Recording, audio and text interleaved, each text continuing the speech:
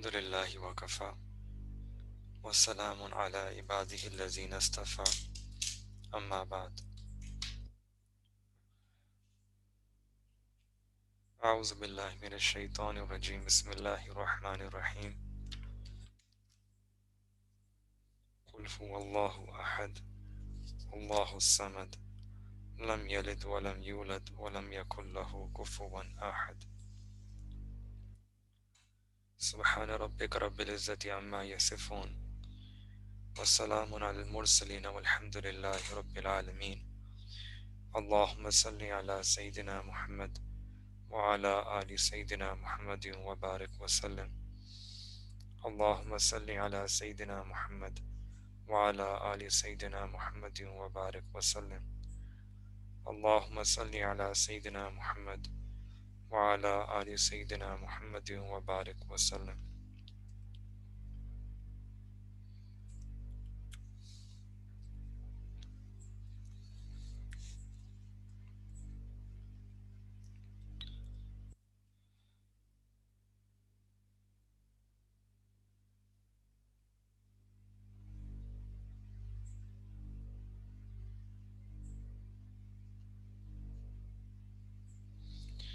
Asamat is the name of Allah subhanahu wa ta'ala that comes in Quran as well.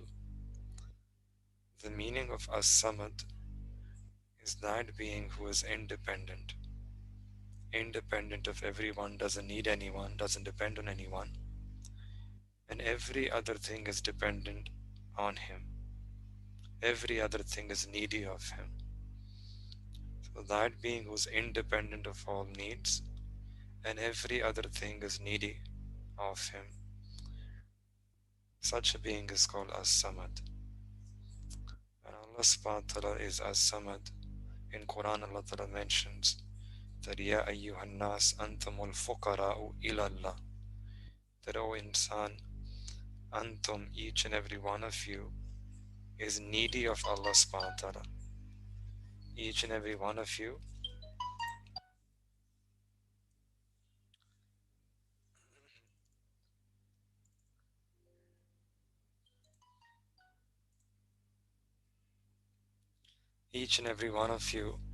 is needy of Allah subhanahu wa ta'ala. That is really our identity, that we are muhtaj, we are dependent, we need Allah, we're absolutely dependent on Him. And again, how many of us we think like that? We think that we need many other things in this world, but we don't think that we need Allah. And you'll find this in Muslims as well. We don't have this need, we have lost that need, either because of different philosophies around us, materialism, secularism, or the diseases that we have within us, hasad, envy, arrogance. So Allah subhanahu wa ta'ala is stating in His Quran that all humanity, each and every single one of you, we ultimately, penultimately, we need Allah. That is what it means to be human, that we are needy and Allah subhanahu wa ta'ala is independent. We are fakir and Allah ta'ala is as-samad. And this is the tragedy, that we don't feel that need. Many times we might feel the need to pray our salah, maybe 3 times, 4 times, 5 times. But the best of us, we don't feel we need Allah subhanahu wa ta'ala 24/7 in our life. When you look at the life of an ordinary Muslim, if you look in their life, we're just running a rat race like everyone else around us. If someone opens our heart at 10 a.m. in the morning, you'll find that our heart is empty of Allah. If they open at 3 p.m., heart is empty of Allah. If it's open at 10 p.m., it's empty of Allah. There's very little difference between a Muslim and a non-Muslim.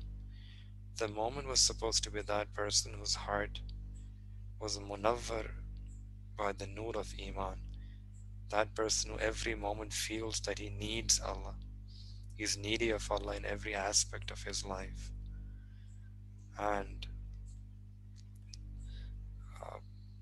And if you look, even the way we talk and we act and we walk, it doesn't look like that we are needy of Allah.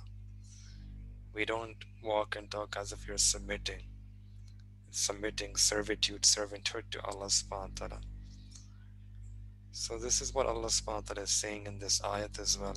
Ya ayyuhan nas, O humanity, antum, each and every one of you, fuqara'u ilallah, ultimately needy of Allah subhanahu wa ta'ala. So another thing we have to work on ourselves in this month of Ramadan is to get this human attribute. And in other words, how do we relate with this attribute of Allah Ta'ala, that Allah Ta'ala is As-Samad?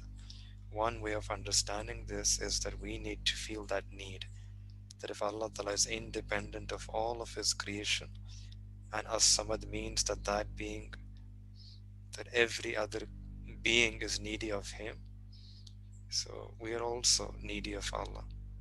And this is what we need to work on.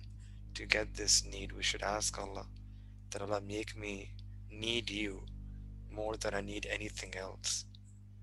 Make me yearn for You more than I crave for any worldly accomplishments. Make me crave for You more than I crave for any worldly attainments. Make me this needy, that I need You. This is our lost heritage, and this is what we need to revive.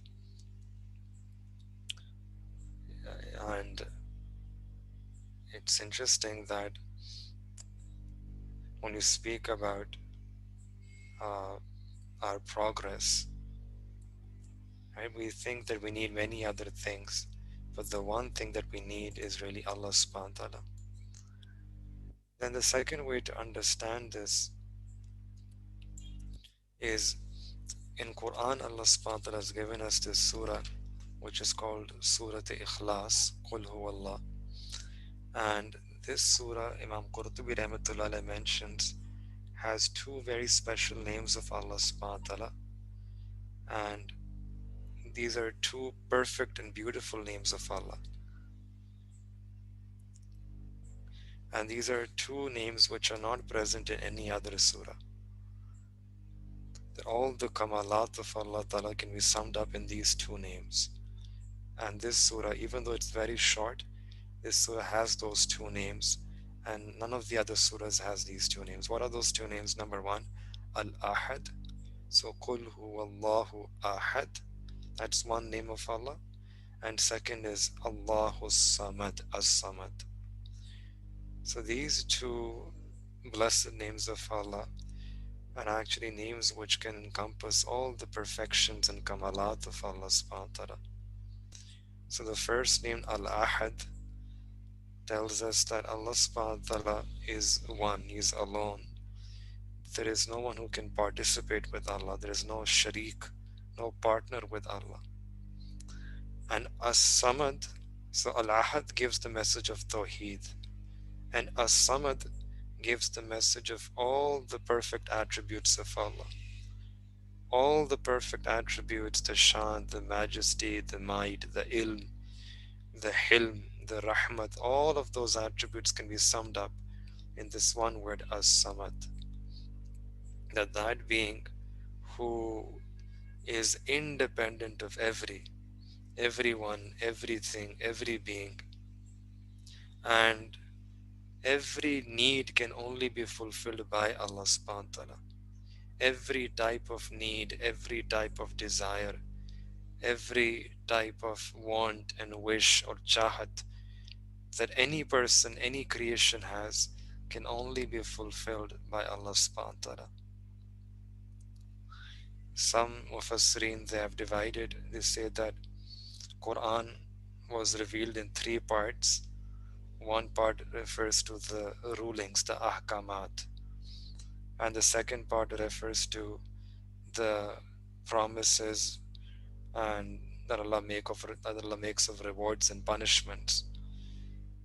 And then the third part comprises of the names and the attributes of Allah subhanahu wa ta'ala. So because Surah Ikhlas is a surah which comprises the name and the sifat, the attributes of Allah, For this reason, it's said that the Surah Ikhlas is one third of the whole Quran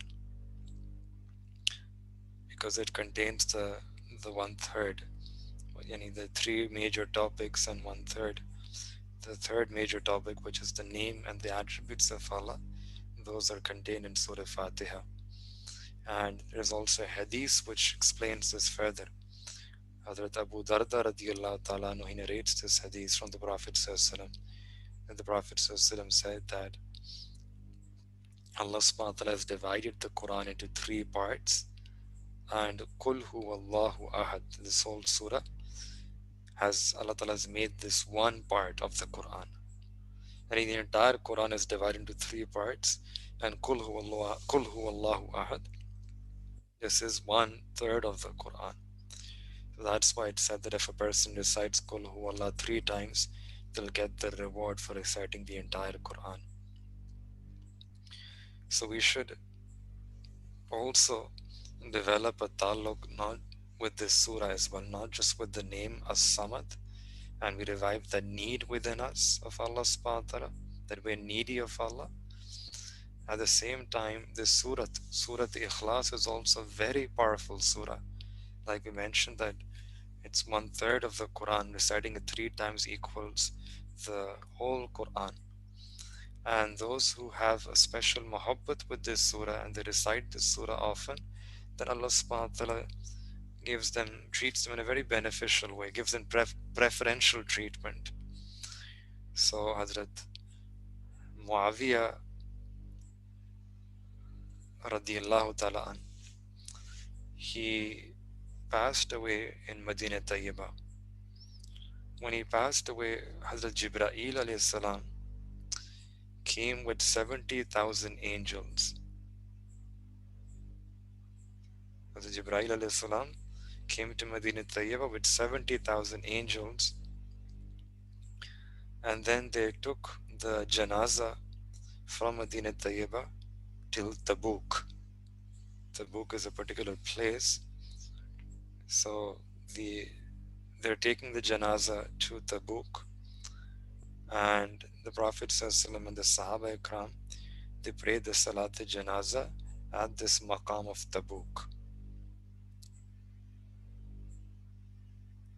And then after praying Salat Janaza there in Tabuk, then this janaza was brought back to Medina Tayyibah, and the burial happened in Jannatul Baqi in Medina Tayyibah. So after the burial, the Prophet ﷺ, he asked Angel Jibreel, as a Jibreel alayhi salam, that why was this Sahabi blessed with this incredible honor that you and 70,000 angels, they accompanied the janaza to Tabuk and then the way back. So why did he got this reward, this izaz, this honor? And as a Jibreel alayhi salam, he replied, the reason he got this honor was because he used to recite Surah Ikhlas with abundance. He used to recite Surah Ikhlas abundantly. And because of this, Allah subhanahu wa ta'ala gave him this honor. Similarly, a person, Aisha radiallahu ta'ala anha, she narrates that once the Prophet ﷺ made a person an Amir, a leader of a particular kafala, or you can say delegation, and made him the Amir, the leader, and then sent him to some task.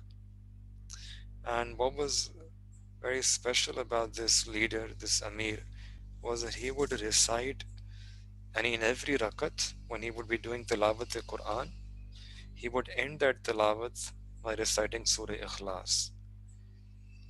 And what does that mean? So you start your first rakah, you recite Surah Fatiha, and then you recite some surah of the Quran. So he would recite some surah of the Quran, but then after that he would end that tilawat al-Quran with reciting Surah Ikhlas, and then he would go in ruku. And he would do that for every rakat that he prayed. The tilawat al-Quran, he would end the tilawat al-Quran on Surah Ikhlas.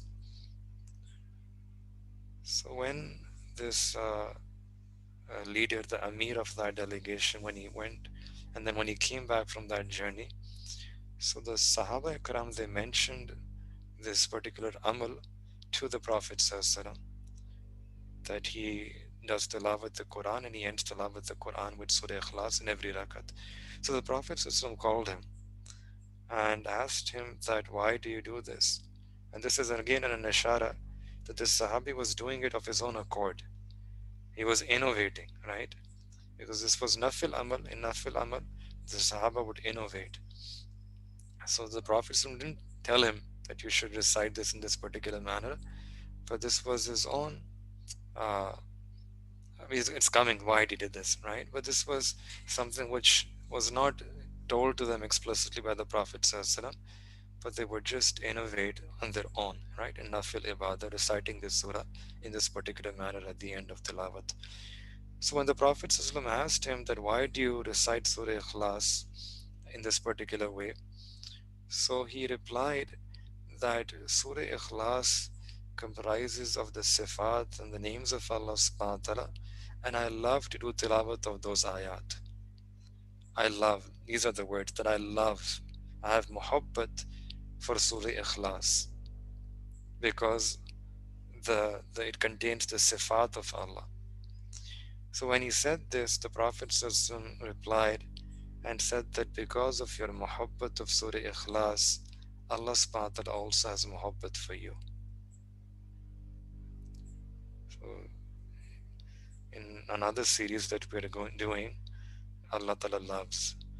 So this is another thing, that those who have love for Surah Ikhlas, Allah loves them. This Sahabi, for example, he had love for Surah Ikhlas. He would recite Surah Ikhlas with abundance.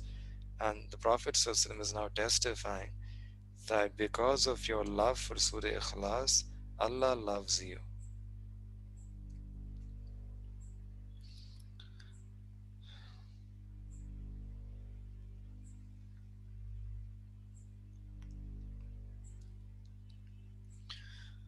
Another point we should remember about this name of Allah subhanahu wa ta'ala, this is a very important point, that Allah subhanahu wa ta'ala, this name means that Allah subhanahu wa ta'ala is independent. Allah subhanahu wa ta'ala does not need any of us. Allah does not need any of our ibadat as well. Allah subhanahu wa ta'ala does not need any person's any worship that they have done.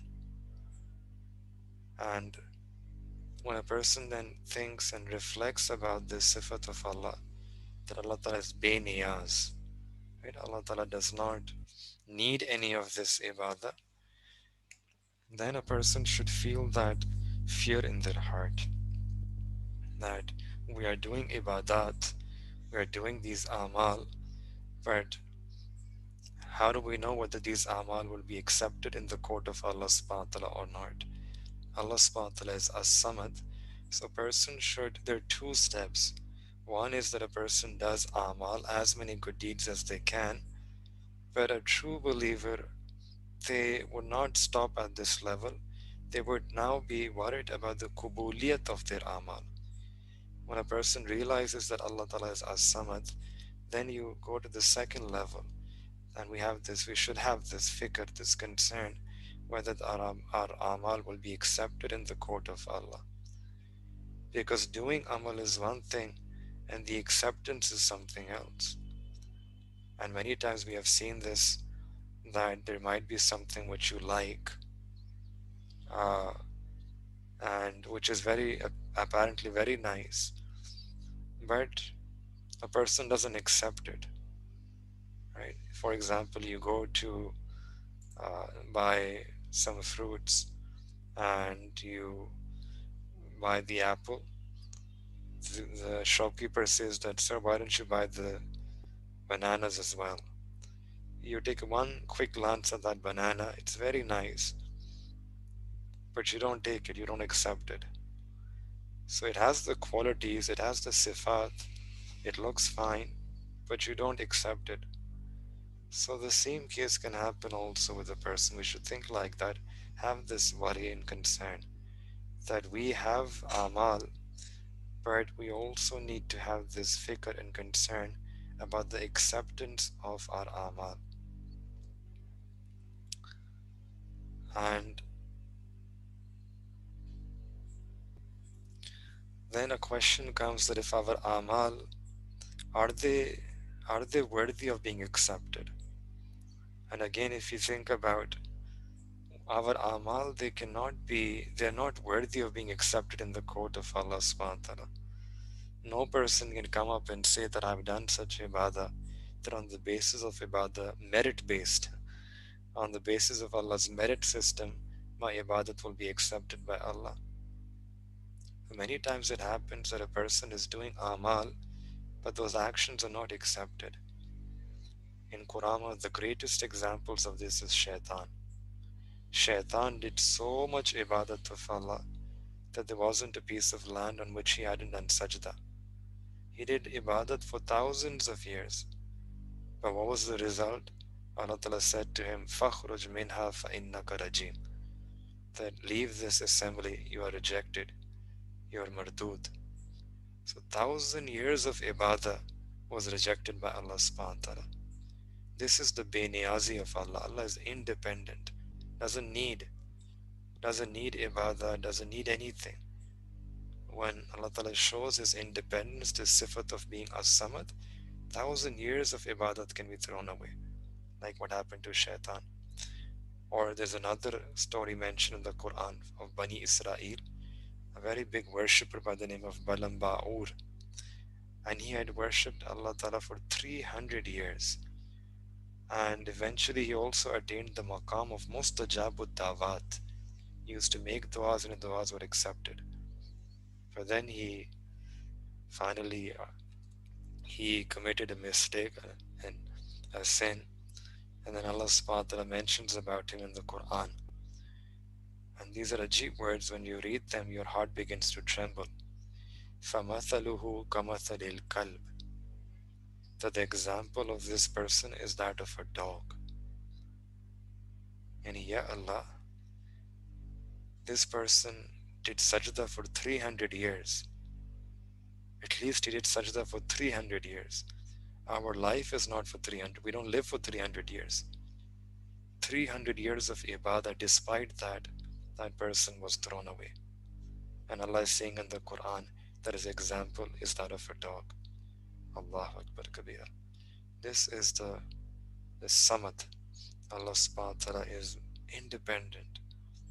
That is why one should remember that we do ibadat of Allah, but at the same time we should also have fikr, concern about the kubuliyat of that ibadah.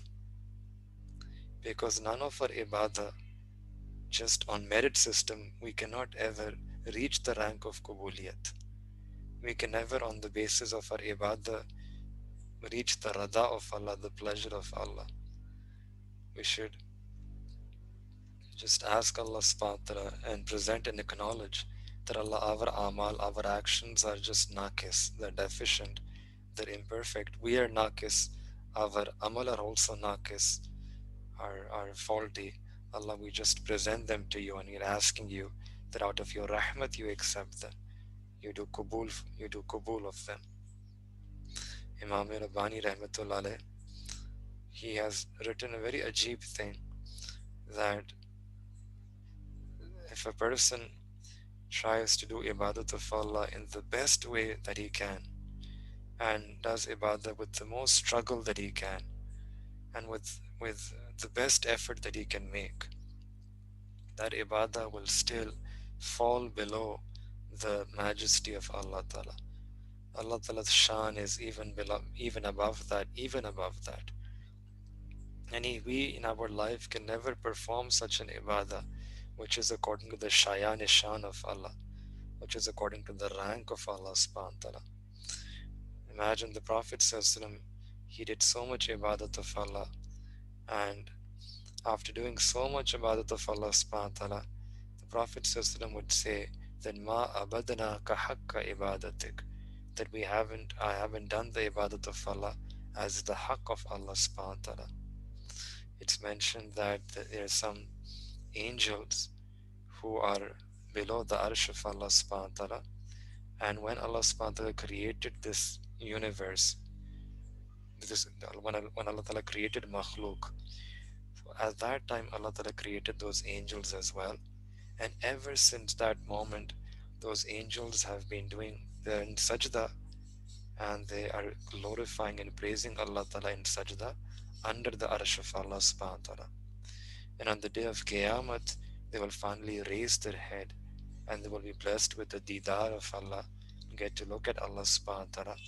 And then when they will look at Allah subhanahu wa ta'ala, they will say these words that Wallahi ma abadana ka haqqa ibadatik. That Wallah, we swear by Allah that we haven't done the ibadat of Allah as is the haqq of Allah subhanahu wa ta'ala. So then a question comes that if we can never do ibadat of Allah as is the haqq of Allah subhanahu wa ta'ala, then how come a person gets their reward on ibadah?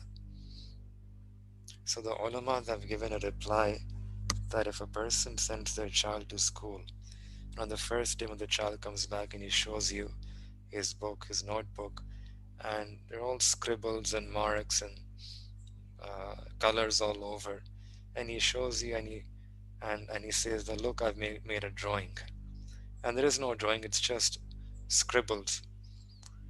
But the father, when he looks at that, in order to encourage his child, he gives him some kind of a reward, gives him an ice cream or a chocolate, for example. Now, this ice cream or chocolate that the father gave to his child is not because of that artwork that he has done. It's not because of how well he has worked on that paper. It's because the father has muhabbat for his child. And in the same way, our ibadat, the ajr, the reward that we get because of our ibadah, is not because our ibadat was something like worthy or deserving to be accepted. No, we get a reward because of our ibadah, because of the rahmat of Allah, because Allah has muhabbat for us. Inna Allah bin nasi la ra'ufur rahim, that Allah subhanahu wa ta'ala is very ra'uf, very soft and gentle and merciful with the servants.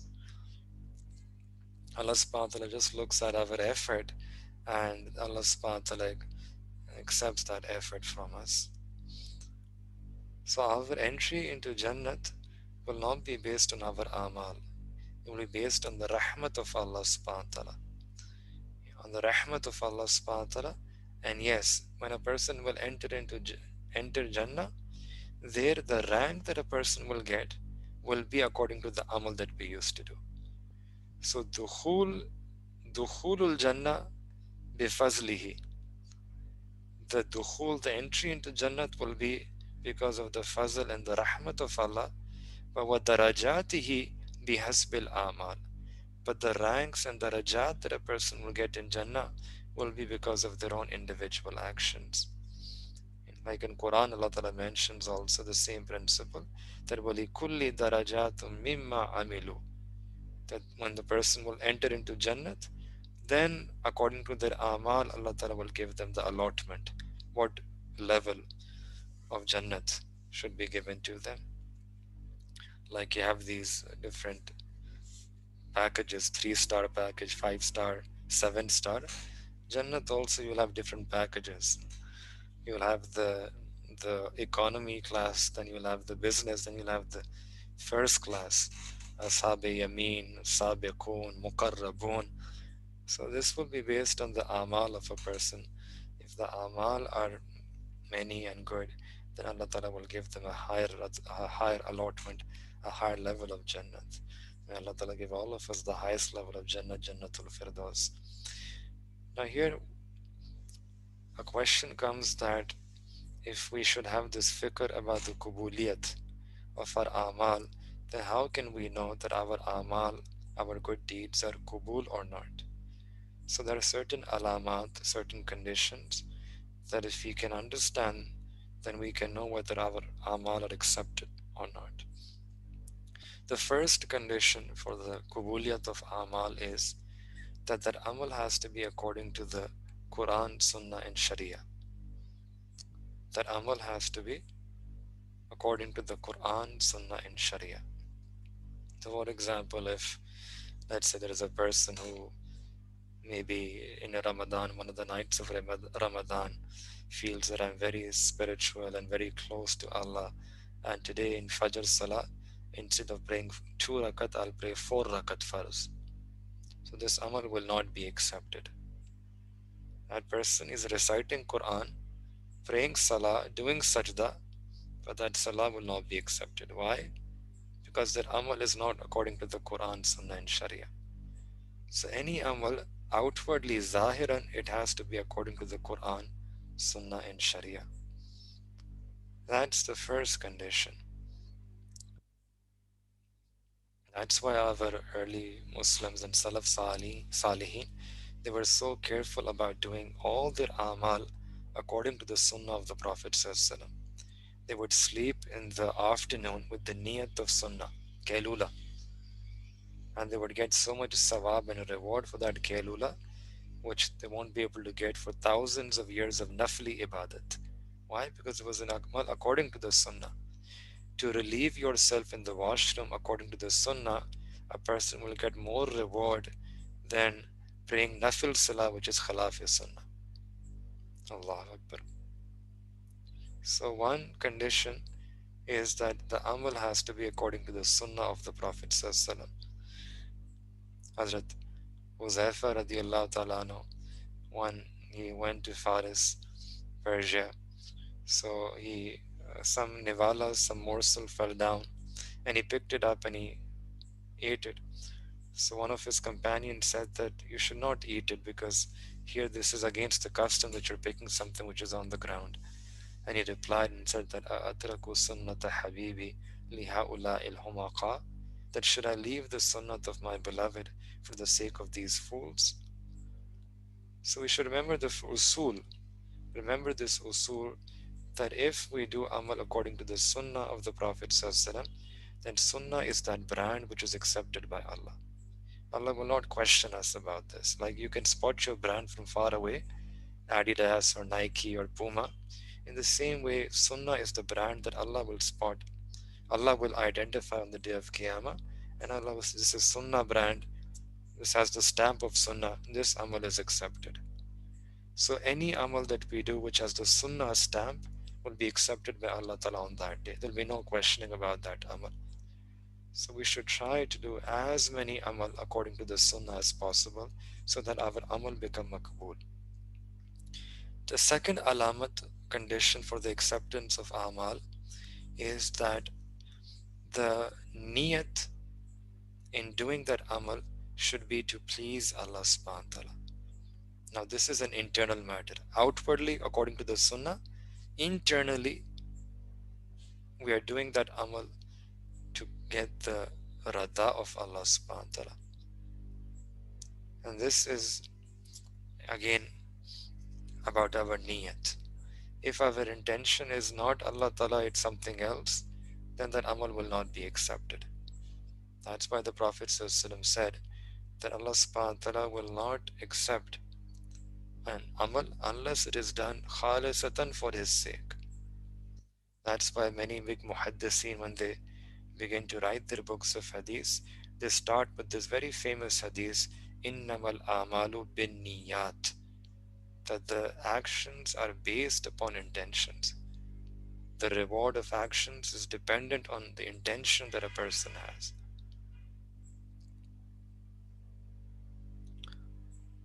Hazrat, one one person used to say that a person's heart cannot be fixed unless their actions are fixed. And a person's action, amal, cannot be fixed until their niyat has to be fixed. So this is the second. And the third alamat, or the condition for qubuliyat of amal, is that when a person does an amal which is accepted by Allah subhanahu wa ta'ala, then as a result Allah subhanahu wa ta'ala will give some lazzat, a joy, a happiness, a pleasure in doing that ibadat. There will be enjoyment that a person will feel in doing that ibadat.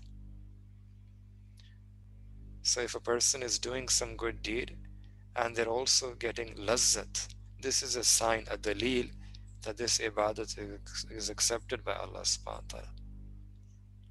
So for example, the different amal and these the sign of pleasure would be different for different ibadat.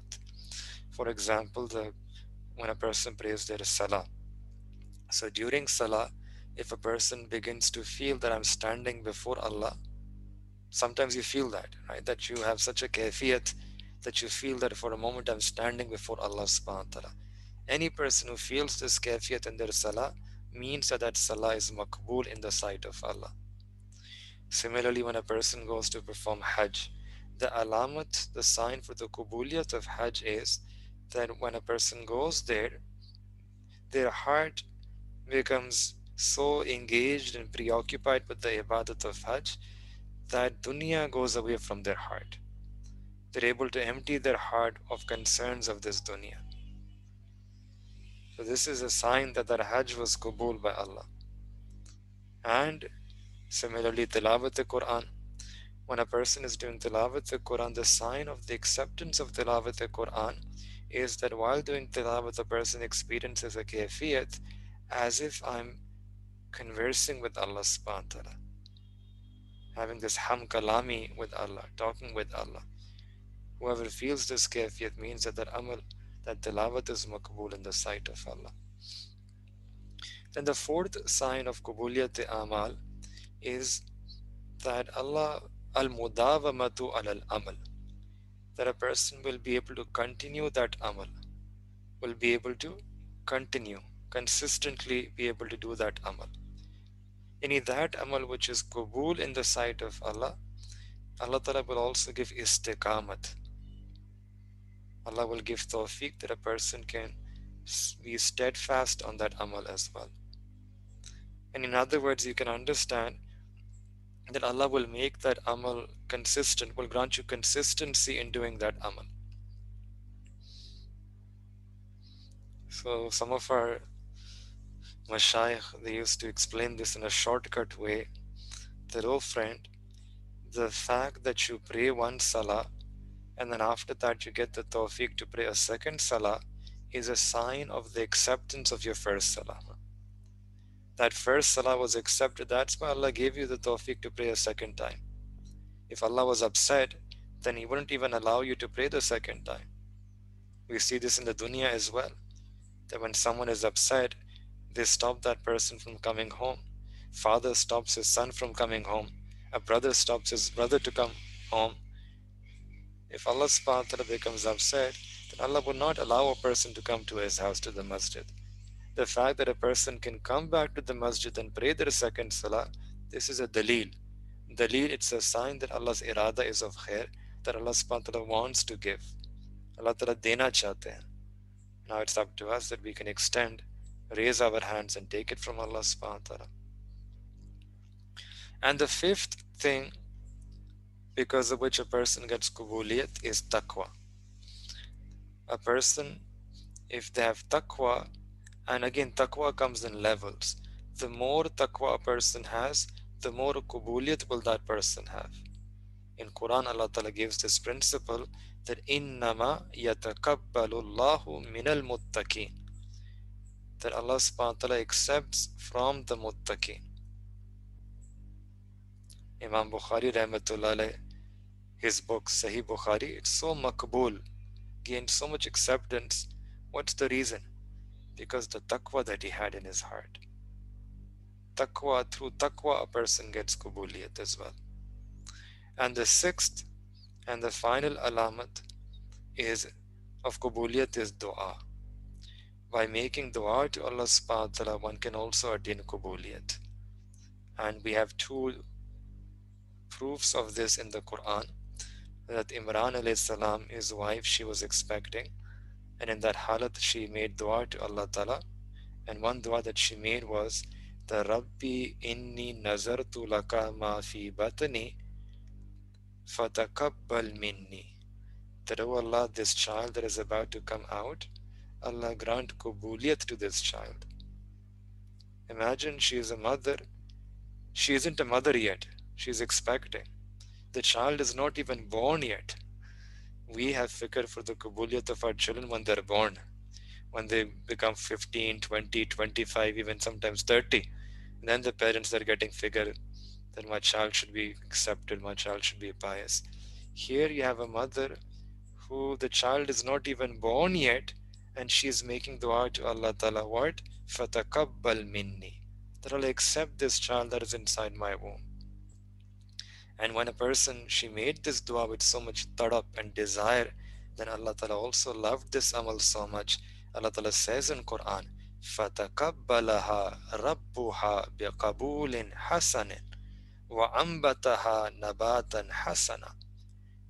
That Allah has accepted her and given kubuliyati hasana. This was Maryam alayhi salam. She was born. Allah Ta'ala made her, Allah Ta'ala gave her such incredible kubuliyat. So we should make this dua to Allah subhanahu wa ta'ala and ask Allah subhanahu wa ta'ala for kubuliyat. And what we are learning from this story is that we should make kubuliyat at the start of our amal. Even before the amal has started, we should make dua to Allah subhanahu wa ta'ala that Allah accept this amal from us and Allah grant kubuliyat to this amal. And when we are done, when we complete that amal, again we should have fikr for kubuliyat. First story is that you have kubuliyat, the fikr for kubuliyat at the start of that amal. And in another place, we get this lesson that at the end of that amal, you should again have fikr for kubuliyat. Sayyidina Ibrahim alayhi salatu wasalam, he's building Baytullah Sharif. When he's building the Baytullah Sharif with his Sayyidina Ismail alayhi salam, at the completion of that amal, he makes a dua that Rabbana Rabbi ja'alni muqim as-salati wa min zurriyati Rabbana wa taqabbal dua. That oh Allah, we have built the salah, we have built this place for salah. Allah Rabbana wa taqabbal dua. Accept this from us. Rabbana taqabbal dua. Have this fikr for qubuliyat. So start of amal and then the end of amal, we should have this concern for the qubuliyah, and if we make dua to Allah Ta'ala, then Allah Ta'ala will accept. We can make du'as in our own term, in our own language. The Prophet ﷺ also taught us du'as as well. You can some of you, if you know those du'as, you can make them in Arabic. Otherwise, simply Rabbana taqabbal minna innaka antas sami'ul alim. This dua I think most of us already know. Rabbana taqabbal minna innaka antas sami'ul alim. That oh Allah, accept this amal from us. Now, to understand how important this kubuliyat is, we'll mention a few stories of the Sahaba Ikram, that how the early Muslims, those people who are radiyallahu anhum wa radu an, who got this glad tiding of Jannat, of the rada of Allah in this dunya, these were Sahaba Ikram. They were Ashra Mubashara. They were given these guarantees in the Quran that Allah is razi with them. Still, they had so much fikr for the kubuliyat of their amal. First example, Sayyidina Abu Bakr Siddiq radiyallahu ta'ala. He was that Sahabi about whom the Prophet said that لَوْ كُنْتُ مُتَّخِذًا مِنْ أُمَّتِي خَلِيلًا لَاتَّخَذْتُ أَبَا بَكْرِ خَلِيلًا. That if I were to make any friend or any Khalil in this ummat, if I were to take anyone as my friend in this ummat, I would have taken Abu Bakr as my Khalil, as my friend. And in another riwayat, the Prophet said,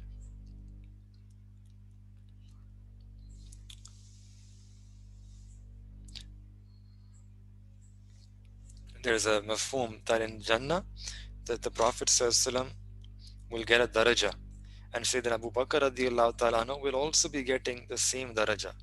How? It will be like a double story destination. That on the top level, the Prophet would be there. And in the niche, the ground floor will be Sayyidina Abu Bakr Siddiq radiallahu ta'ala anhu. Allahu Akbar.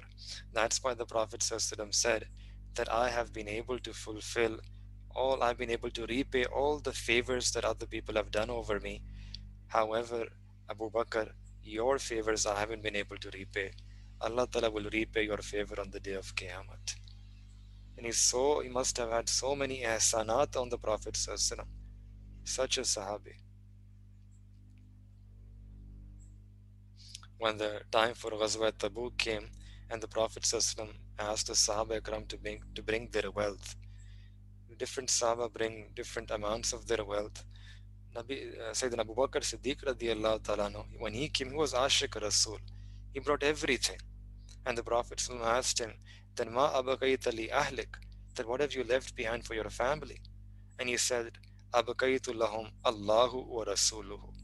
I have left behind for them Allah and His Messenger. And this amal was so makbul that at that time Sayyidina Abu Bakr radiallahu ta'ala an, he was wearing this libas, which was a very humble garment, a very humble garment. And at that time, Angel Jibra'il, Hazrat Jibra'il alayhi salam, he came and he was also wearing that same humble garment like Abu Bakr radiallahu ta'ala an. And he came and he said that Allah subhanahu wa ta'ala, Ya Rasulullah, Allah subhanahu wa ta'ala has sent salam to Sayyidina Abu Bakr radiallahu an. And when the Prophet ﷺ saw that libas that Hazrat Jibreel alayhi salam is wearing, he asked the Jibreel that how are you wearing this libas? He said that Ya Rasulullah, Allah subhanahu wa ta'ala is so happy with this amal of Sayyidina Abu Bakr radiallahu an, that Allah has commanded all the angels in the heavens that now you should wear that same, today you should wear that same garment, that same libas as Abu Bakr is wearing. So this is that Sahabi. But then look at the ajizi, look at the fikr for kubuliyat that he had for his amal. He used to say, Sayyidina Abu Bakr radiallahu anhu, he used to say that I wish that I was a branch of a tree, or I wish I was the blade of a grass. I wish that I was the hair on the skin of a believer, and someone would come and eat me, and I wouldn't have to present myself before Allah Ta'ala. They were so fearful about this accountability, about their hisab, about having to come before Allah Ta'ala on the day of Qiyamah. Hazrat Umar radiallahu ta'ala an, Allahu Akbar. The Prophet said about him that when Umar takes one path, Shaitan leaves that path and takes the other. Many times when the ayat of the Quran would come, they would come according to the opinion of Sayyidina Umar radiallahu ta'ala an.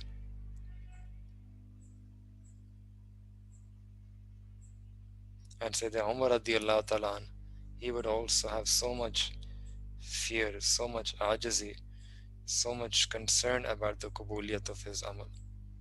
Sometimes he would say, Waili, Waili li ummi, that I would be destroyed, I would be destroyed if on the day of Qiyamah Allah Ta'ala does not shower mercy upon me. And this is Sayyidina Umar radiallahu ta'ala an. The Prophet made dua for him. Their Sahaba Ikram were getting the glad tidings of Qabuliyat in this dunya, but still they would have this concern, this fikr. They would make dua that I wish my mother had never given birth to me. I wish I was nothing. Laytani lam aku shayya. Laytani kuntu nasyan mansiya. I wish I was just a bhuli bhali thing, nothing, no one would remember me. Once there was a Sahabi who had the names of the hypocrites. The Prophet had mentioned the names of the hypocrites, munafiqeen, to him, and also mentioned that don't tell these names to anyone. Don't reveal these names to anyone. So Sayyidina Umar radiallahu ta'ala, he came to that Sahabi and said that I know that the Prophet has told you not to reveal the names of the munafiqeen. I'm not asking you to reveal the names of the munafiqeen. I'm only asking you this much, that just let me know if Umar's name is there in the list or not. So much fikr for qubuliyat. Because the Sahaba, they knew the shan of Allah. They knew the beniyazi of Allah. They knew that Allah subhanahu wa ta'ala is Asamat, that Allah subhanahu wa ta'ala is independent of us, independent of any of our ibadah, of any of our amal, of any of the good things that we have done. Sayyidina Usman radiallahu ta'ala an, he had so much haya that the Prophet said that the angels have haya with Sayyidina Usman radiallahu ta'ala an. And once the Prophet made dua to Allah that, oh Allah, I am razi with Usman you also be razi with Usman. Such azmat. And despite this azmat, Sayyidina Usman radiallahu ta'ala anhu, he would say that if I'm made to stand on the day of Qiyamah, and if my hisab kitab is taken, and if it said to me that should we take your hisab and kitab and then send you either to Jannat or Jahannam, or should we turn you into dust?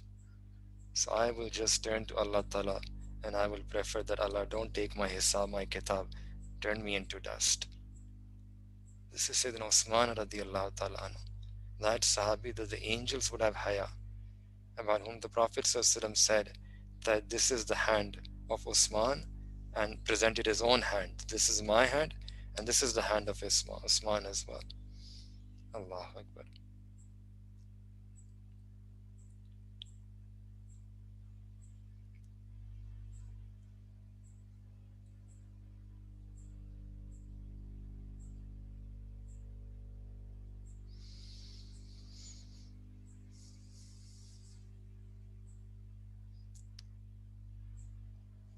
Now it's our turn.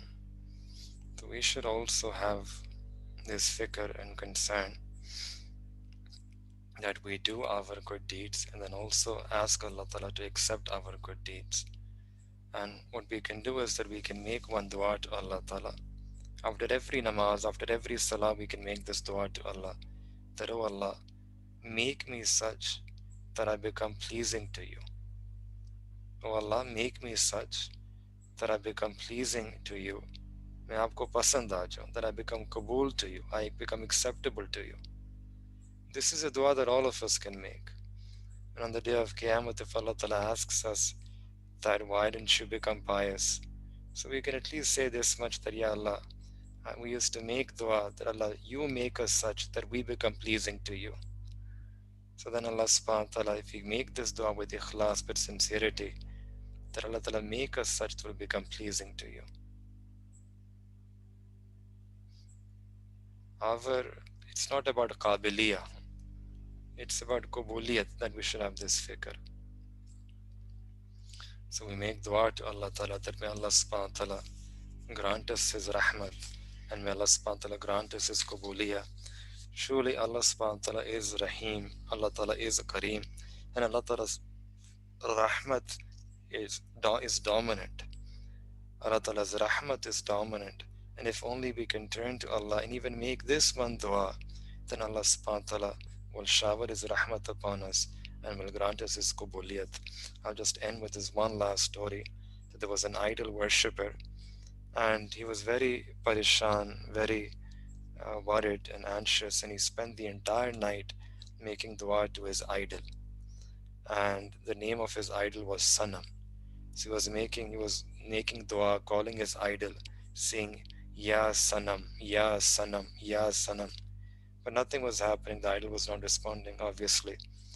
And while he was saying this, Ya Sanam, for some time he fell asleep. Some came and he fell asleep. And in that state of sleep, he wanted to say Ya Sanam, but he ended up saying Ya Samad, Ya Samad, Ya Samad. Now Samad is the name of Allah subhanahu wa ta'ala. The moment he said Ya Samad, so it said that Allah Ta'ala's rahmat became attentive to him. And Allah subhanahu wa ta'ala replied, Labbaik ya abdi, that, oh my servant, I'm present, I'm hazir for you. And when Allah subhanahu wa ta'ala gave this reply, the angels were surprised. They asked that, Ya Allah, this is an idol worshipper.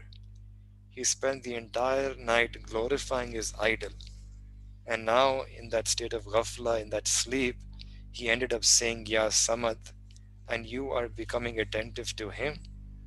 So Allah subhanahu wa ta'ala will reply that, Theek hai, we understand that he is an idol worshipper, and we understand that he has spent the entire night calling his idol, but his idol did not respond to him. And now, if he has called, even accidentally, he has called upon my name, Ya Samad, and if I also don't reply, then what would be the difference between his idol and me? What would be the difference between his idol and me? Allahu Akbar. So we make dua to Allah Ta'ala that may Allah subhanahu wa ta'ala grant us His rahmat. May Allah subhanahu wa ta'ala shower His rahmat upon all of us and accept us. May Allah Ta'ala forgive our previous sins and grant us tawfiq to live a life of taqwa in future. Wa akhiru da'wana anil hamdulillahi rabbil alameen.